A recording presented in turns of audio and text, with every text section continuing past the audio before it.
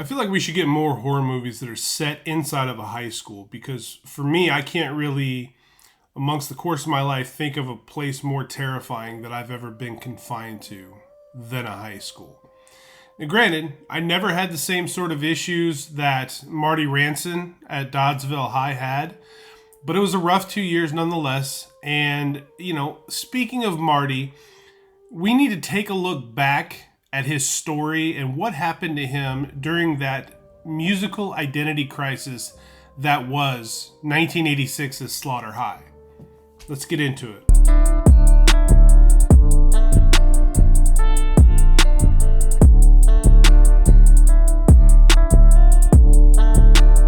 Not the most promising start to a film when we're hit with some really cheesy music, goofy looking graphics, and yes, it is the early 80s, but then we do get a title credit that lets us know Harry Manfredi is on the score of this movie. And for those of you who don't know, shame on you for one. Secondly, Mr. Manfredi is the genius that gave us the iconic Friday the 13th score, the one that we know, love, and use to scare our children in the middle of the night.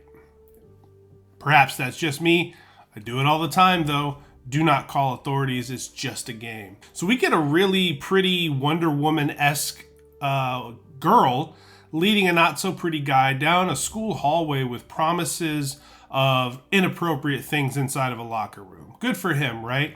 Now, the geek's name is Marty, and I got to give him a little bit of credit because for his obvious inexperiences, and it's just written all over him, he's not lacking for courage. The whole walk, he is telling this girl, this gorgeous girl, he's a sex machine and she's in for the time of her life. Happily follows her into this locker room for this midday interlude. Now, you automatically get the feeling this is a prank of some sort.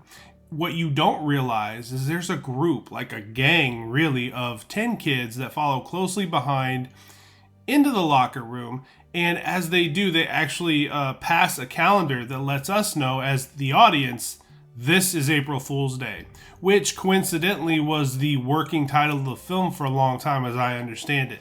Naturally, we would get another movie called April Fool's Day some years later, featuring from Friday the 13th Part 2, Amy Steele. So they're inside this locker room, and the beautiful girl named Carol tells Marty, get in that shower bay right there, strip down completely naked, I'll do the same, and then whatever happens, happens. Now, the cruelness to this prank is, as soon as they're behind the shower curtains, Marty's curtain is ripped aside, and everybody is piled in there. All 10 of those kids, one of them's wearing a goofy jester-like mask, video cameras are rolling, and Marty's standing there just completely freeballing. They film it, they snap pictures, they grab this dude out of the shower, carry his naked body over to a nasty toilet, and give him just a ultra swirly, just the nastiest, lengthiest thing I've seen on film. Fortunately for Marty, though, the gym teacher is privy to what's going on in there, and he comes inside and he breaks the whole thing up. The group of pranksters are punished. They're sent to the gym, and they're forced to do all sorts of exercise, but there's still two of them. There's still two of these guys that don't feel like they've given Marty enough grief for the day. So while Marty is inside of the chemistry room working on a chemistry experiment, two guys sneak in there, slip something into the compound that Marty is working on. So when Marty puts a flame to it, it essentially catches everything on fire, including Marty. And if that wasn't bad enough, he knocks over a vat of acid on a shelf up high, bursts in front of him, and douses him and his face. It's an absolutely brutal way to go. We see him getting wheeled out on a gurney. He's grabbing at people, skin's melting off of him. He looks rough, and then we cut to the nightmare. Now, we skip forward, I think it's a decade or so, and Carol is laying in her luxurious bed having the nightmare about Marty. Now, the first thing I took note of, it was my amazement at how mean these kids were to Marty. And I know bullies are mean. That's the whole purpose. But there are a lot of these guys, and they're all this goofy 80s echo chamber where they're all trying to one-up the next person and how rude and mean they can be to this kid. None of them, though, are truly memorable. If we're being honest, it's a big cast. No one stands out. It's just 10 legitimate assholes here. And it serves its purpose for a big body count for the movie, but there's not really enough time spent on anyone for you to care about what's going on. The cute girl Carol included, I mean, she's okay, but she's not Jamie Lee Curtis. And to truly care about a murder spree, in my opinion, you have to have somebody you can invest in. And I've said that till I could be blue in the face. But for this one, when we get back to Carol all these years later, it seems like she's doing well for herself. It's a good looking place that she's in. We learn based off of a phone call that she's been working as a horror movie actress. So I was wrong. I figured as soon as I saw the house, I saw how good she looked, I saw this big bed, I figured she was a trophy wife. She is actually a horror movie actress, and she's on a phone call, and she's refusing, whoever she's talking to, she's refusing to star in any more movies where she has to be naked. And that's just a poor attitude, in my opinion. Now we move along and we start to catch up with all the bullies of the past. We see them all heading in one direction. They're heading back to the high school for some sort of a 10-year reunion. But when they get there, the place is completely deserted. It's dark. It's covered in cobwebs and filth. It does not look like any place where anything would be held except for perhaps a meth den. You're goddamn right. It doesn't look like any place you want to go and spend a night in, but they're there.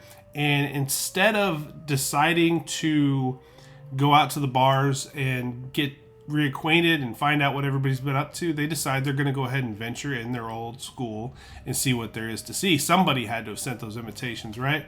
Now, I perked up the second that I heard music that sounded like our beloved score from Friday the 13th. And I knew, of course, I saw in the credits that it was Harry Manfredi. You know, I thought it was smart of him to go with something similar to a proven winner. And I could get on board with that because really, up until this point, there really hasn't been much for you to sink your teeth into as an audience. And that's when I realized they didn't just make something close to the score. They reused the whole thing. And I'll take it. Beggars can't be choosers. I mean, there's even a scene in this movie where a guy scares a girl with a hockey mask, I should say. It's not a Jason mask, it's a hockey mask. And God knows there's plenty of controversy right now about what a Jason mask is. But he's got his hockey mask on, scares her, and then he says, "Who do you think I am, Jason?" Again, inject as much Friday the 13th into this movie as you possibly can. I'll watch it a second time, maybe even a third time. School's completely abandoned. Nobody there, but there is one classroom that they find decorated and stocked with drinks and snacks, which is very suspicious. I mean, why a classroom? Why not the gym? If it's a reunion, where's everybody at? Each of their old lockers had even been dragged into this room, and inside each one of them had a personal item that they all thought they had long lost. Once again, don't you get that creepy feeling at some point? One of these people have to just think, this is odd. This is not how I'm going to spend the rest of this evening. They even notice Marty's locker's been dragged in there with them too, and nobody thinks to hit the exit. This is when the crazy kids start really getting nutty. I mean, back in the 80s, these little bastards could party, they're drinking, they're ripping lines of coke. They're just getting as wild as they can because why not? Then we see someone in the hallways, and this somebody is wearing that jester mask that we had seen. I believe it was a girl during the initial prank.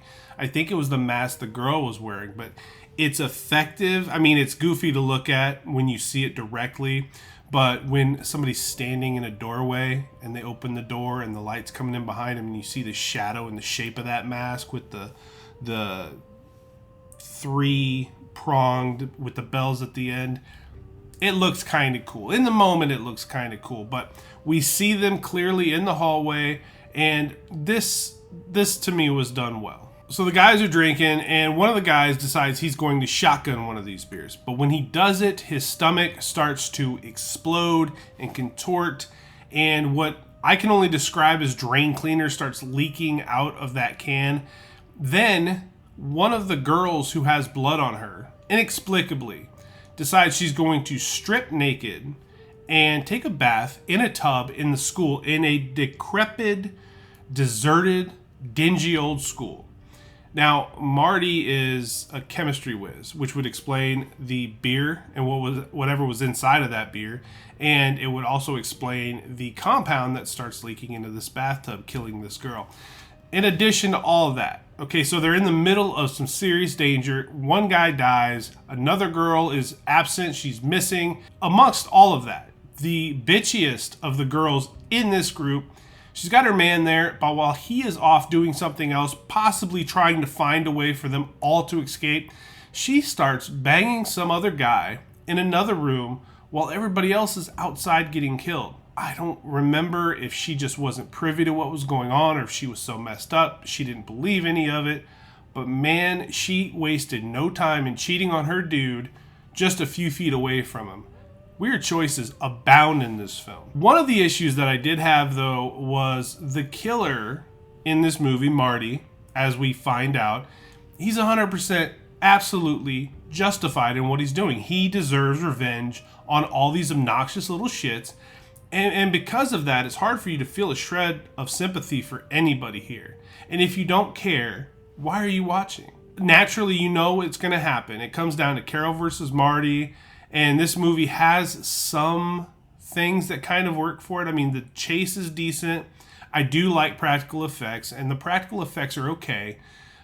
You know, the comeuppance for the wretched group of people, the people that we're supposed to feel sympathy for, or at least view as the victims of this whole thing, it's justified and it's welcomed, and that's actually what you find yourself rooting for. But, I mean, the best part of the movie...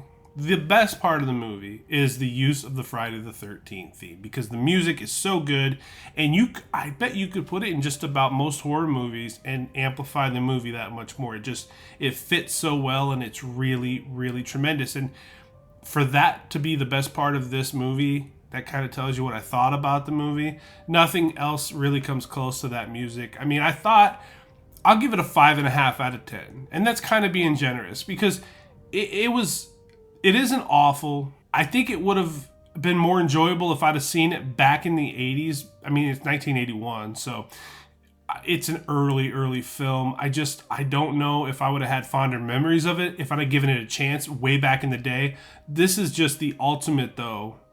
This is the ultimate Revenge of the Nerd movie here, because he does his thing. He waits all those years, and when he gets these kids, he really gets them. Some of these deaths are pretty kind of rough to watch. But if you dug it, if you remember this movie, you should talk to me about it. I would love to know what you thought of the use of the theme, what you thought of the movie as a whole, and more importantly, if you showed up to this high school and it was in that condition and you were ready to drink and you were ready to have fun, you were down for a reunion, are you sticking around there? What in the hell are they thinking? Subscribe to the channel.